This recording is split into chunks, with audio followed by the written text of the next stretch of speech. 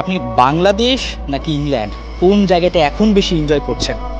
Enjoy করছি বাংলাদেশ নিয়ে। বাংলাদেশ আমার মানুষ, আমার বাপ আমার মা আমার আছে। যাইতাম যাইতাম যাইতাম সিজা। গেল কয়েকদিনের বিশাল ব্যস্ততা, বিজ্ঞাপন সেটে দাপিয়ে বেড়ানো, এখানে ওখানে ছুটে চলা, পাজোরা একদমই বিশ্রাম পায়নি।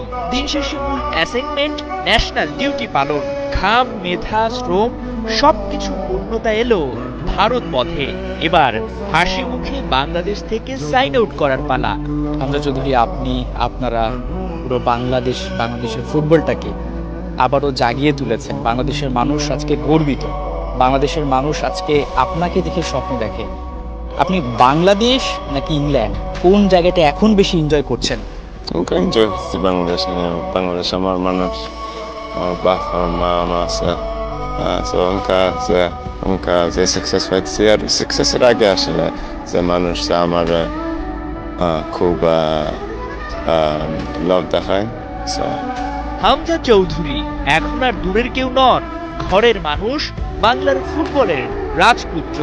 অল্পতেই যিনি আপন করে নিয়েছেন নিজের শেকড় বাংলাদেশকে, তাই তো শেষ বেলায় মাতৃভূমিকে বিদায় জানাতে অন্তর পুড়ছে তার। এই যে চলে যাচ্ছেন, খারাপ লাগছে?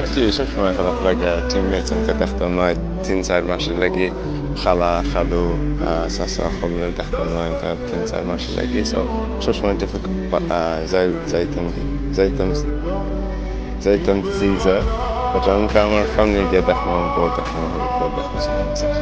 বাংলাদেশের হয়ে খেলতে নিজেকে উজাড় করে দিচ্ছেন। দলের অপূর্ণতাগুলো পূরণে খেলার পজিশন বদলে ফেলতেও দ্বিধা নাই তার। লাল সবুজের ওই জার্সিটাকে কতটুকু ভালোবাসেন হামজা, তা কি আর নতুন করে বলার উপায় আছে? আপনি ডিফেন্সিভ মিডফিল্ডার, অনেক সময় স্ট্রাইকার, আবার অনেক সময় আমরা দেখি আসলে গোল রক্ষকের কাজটাও করছেন। কেমন এনজয় করছেন? খুব এনজয় করতেছি। বাংলাদেশের লাগি খুব প্রাউড আমার। তারপরে বড় করে প্রাউড মোমেন্ট। আমি এনজয় করতেছি। এই যাওয়া নয়, আবারও বাংলাদেশে ফিরে আসবেন হামজা চৌধুরী। ইংল্যান্ডে থাকলেও তার মন পড়ে থাকবে নিশ্চয়ই বাংলায়। কোটি কোটি সমর্থকদের ভালোবাসা কি ভোলা যায়? হাসান সজীব, ৭১।